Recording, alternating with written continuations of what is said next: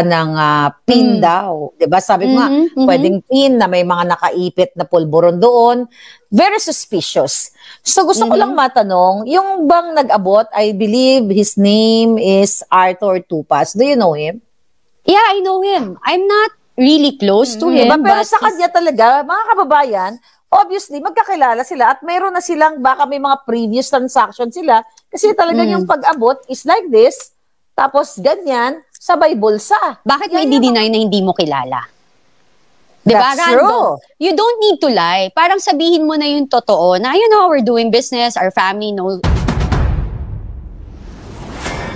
Nga, yung counter ng government, no, ng bangag, tungkol dun sa abutan ng pin daw. Diba? Sabi ko nga, pwedeng pin na may mga nakaipit na pulburon doon.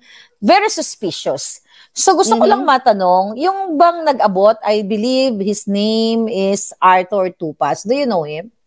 Yeah, I know him. I'm not really close to him, but he's nice to me. Alam mo yun? So actually, kilala mo? Kilala ko. Kilala pero mo? alam mo, kilala ko siya. Kasi sila gumagawa nga ng mga, ano yun, yung mga medals and everything for the government. Ever since, even before pa. Talagang kakilala nilang mga Marcos, basically. Okay. Wait.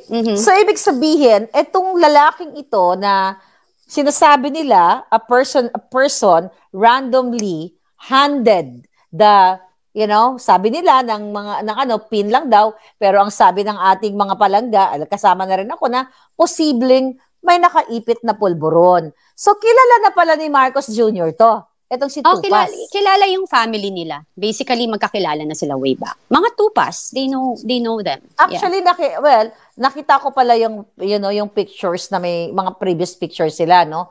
Pero syempre, alam niyo naman, marami naman talaga kasi, just to be nagpapa-photo, fair, nagpapa-photo lang. Pero, ikaw mismo, dahil nasa circle ka ng mga bangag, you know, this Tupas ay kakilala ng mga Marcos.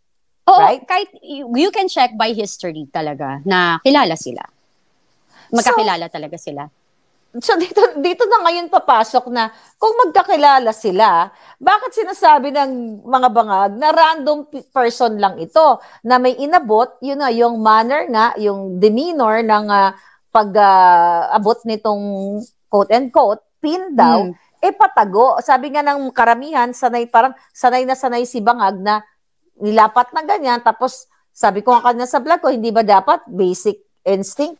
You know, you check kung ano yung sinaksak sa palad mo, baka mamaya, ano yun, anthrax or what, right? Oh. Well, alam mo, yung ano na yan, yung defense na yan, maling-mali na. Kasi ako na-experience ko several times nung si President Duterte, kasi si Tony Boy yung close sa kanya, di ba? So yung pag lumalapit ako, inaharang talaga ako. Kung hindi sila close, ba't di siya inaharang ng PSG? Nakalapit siya, nakahawak siya. Yung alindog mo yan, sisa, gusto ko lang ilan, yung alindog mo hinaharang talaga. Oo, ibig sabihin, tapos tatawagin pa ako ni PRRD na, Day, hindi ka dito. Yung ganon. Parang, ang cute. Oo, kasi yung parang, yung magbibigay galang ka. Kasi syempre, yung partner ko dati, alam mo yun. Tapos parang, syempre, may time makikita niya na nagaganon ka. So parang tatawagin ka, okay dito. Kasi, you know, may mga kaibigan ako supposedly na gusto magpa-picture. Ako kasi sis, hindi talaga ako super hilig magpa-picture. Most of my photos talaga, yung ex ko, pa-picture ka dyan. Nahiya ako. May ganun ako. Sabi ko kasi, di ba, kung gusto ko ng fame, kahit sa'yo, araw-araw tayo na sa news. Yung gano'n. Di ba? Di ba? Araw-araw tayo nagbabalitaktakan. Correct, di ba? So, nakita mo, nung time na kayo pa ni TBF, ni ex mo, di ba? Nakita mo na talagang yung PSG ay ginagawa nila yung trabaho nila. Of course, you have to. Kasi, you know, ang bilis ng lason, di ba? Anthrax, di ba yung... Di ba, parang, it's so stupid eh. I'm so sorry. Hi, PSG. I love you. But you need to do your job. Di ba? Parang, kahit na, alam mo, kahit na anong mangyari, if you really, kailangan gampanan nyo ng tama. Kasi, di ba, paano kung nalason na yan? I'm not saying that guy will do that. Pero, paano kung random din, nasingitan siya? And yun parang when you see it pa nga, when he gave it, nung binigay niya, di ba?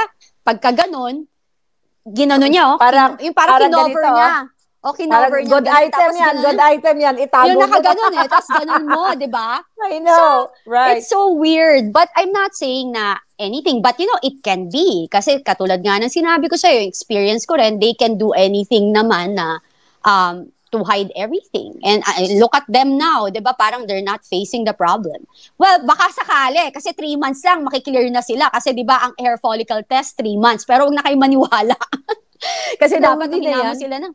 Oo, di ba? Hindi na yan magpapa-hair follicle test kasi continuous yung kanyang pagtitira. Kaya nga sabi ko yung pina yun, posibleng may nakaipit na pangpabangag.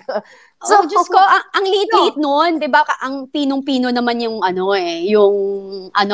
powder na yan na Johnson's. O, di ba? May free tayo. May free ads.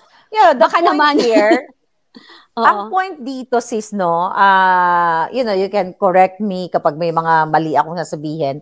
Kasi itong balita, this is not interview, no? You can pabalik mo yung tanong sa akin. This is our show. So, ang punto natin dito na yung PSG, walang statement, na hindi nila winarningan yung mga random personalities na sa mga susunod na mga event, you're not supposed to do that to a president. Diba? So, pero wala talaga sila. Sa halip, kina-counter nila na pinanindigan ng mga yawa na ito na PIN daw yun. Hindi yun yung konteksto. Hindi yun yung konteksto na parang okay lang kasi PIN ang inabot. Yung protocol. Yung protocol na you're not supposed to do that. Diba? So, dito makikita na ayaw nilang sagutin even the PSG at yung mga sa Senate and Congress, 'di ba? Dapat magpatawag na naman sila ng hearing in aid of legislation. Yan naman ang nila, yan naman ang alam nila, right? So yeah. Tapos, totoo naman, sis. Sorry. Sabi ni Glenda, bago mo ituloy yan, sis, dapat may protocol yan. Dapat si Tupas binigay sa mga PSG. Exactly, inimbestigahan siya. Bakit mo ginagawa yan? Pero coming from you, hindi talaga imbestigahan kasi magkakilala sila. Right? Oo naman. Kasi nga, di ba nakita mo, yung malalapit, nakakalapit.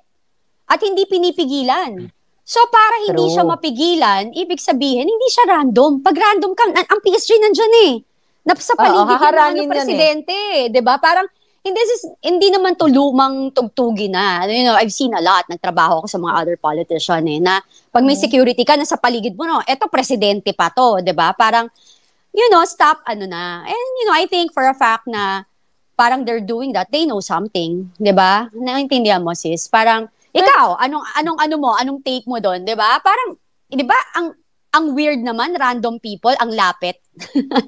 Yun na nga. Kaya sabi ko, at saka random people, kung hindi mo siya kakilala, ang tendency, ang magiging gesture mo nun, teka, what is this?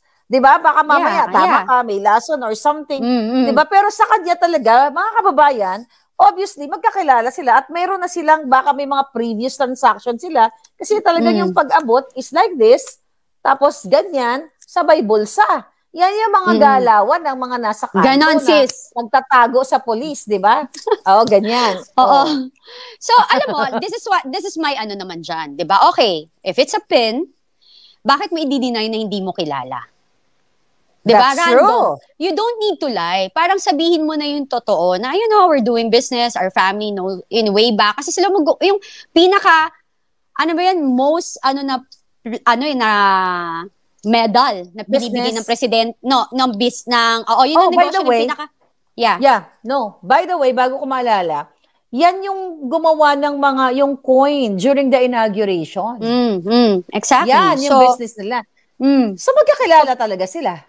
Yeah. At saka sis, yung dati pa, yung alam mo yung pag nagbibigay yung presidente ng pinaka mataas na plaka or like parang sash na may medal yun na something, I forgot na yung tawag I'll check it online again. Sash, whatever. So baka alam nyo yun, pinaka mataas na karangalan na binibigay ng presidente ng Pilipinas sa isang mamamayan na nakagawa ng maganda or karangalan sa ating bansa. Yung parang pinakamataas So, yun. Sila gumagawa. Sila yung supplier. Kamag-anak nila, kamag-anak nila. El Oro kasi yung company. El Oro. Yun. Kaya pero nga, tama ka dun. Yeah. Yung lalaking yan, mabait yan sa akin. Diba? Order of Lapu-Lapu, sabi ni Order of Lapu-Lapu, sabi ni I think so. Yun ata yun. Yeah. No? Yeah. Medal of Valor. Oh, but, yes. You know, sa English. The thing is, sila talaga yung supplier. So, tama ka, Miss Cathy B. Tama ka, sis. Na, bakit i-deny? Bakit sinasabing random? Siguro, I guess, nataranta. You know kasi if you're guilty, sometimes if you're guilty of something, you don't want to talk about it na lang and ayaw mo nang mapag-usapan. Kasi kung ako yan, if I'm not hiding anything, kilala namin siya, gumagawa ng aming mga medalya, ng pin, pero i-deny mo, yon, parang questionable na yon. You keep on denying things. Parang, pambansang deny. Yeah. Pambansang budol, pambansang sinungaling. Diba? So, grabe. So, now, alam nyo na, mga palangga, na magkakilala si Bangag at saka yung si Tupas na nag-abot daw ng pin. So, pin or pwede nga sabi ko nga mayroong nakatagong pulburon. So, talaga ang daming kasinungalingan. Balikan natin, sis. Kumusta na yung mga grupo na mga bangag na nambubuli sa'yo? Mga kaibigan ni Bangag, wala ba sa'yo mga threat or something? Well, alam mo, nakakatawa. In a way, nakakatawa na una naiinis ako kasi alam mo, puro lalaki sila. Puro lalaki sila na, well, you can see it now. Diba, even si VP Sara, pinagkakaisa ng mga lalaki daw. Charot. So, alam mo yung parang, mga gawa-gawa nila yun eh. Oo, at saka yung parang alam na alam mo, especially mga tumitira sa akin, di ko sila kilala eh. Diba? Kung ikikwento ko lang, sabi ko nga, mas tahimik pa yung talagang kilala ko. Kasi pag ako nagsalita talaga sis nung kung sino-sino dyan, as in, ang dami kasi nila. So kaya nga, I'm trying my best na hindi ko, kasi hindi naman sila public official. Pero sabi ko nga, pag marami kayong sinasabi sa akin, well, good luck. Diba? Alam mo, wag nyo na lang kasing i-deny at pagtakpan yung mali. Yun lang.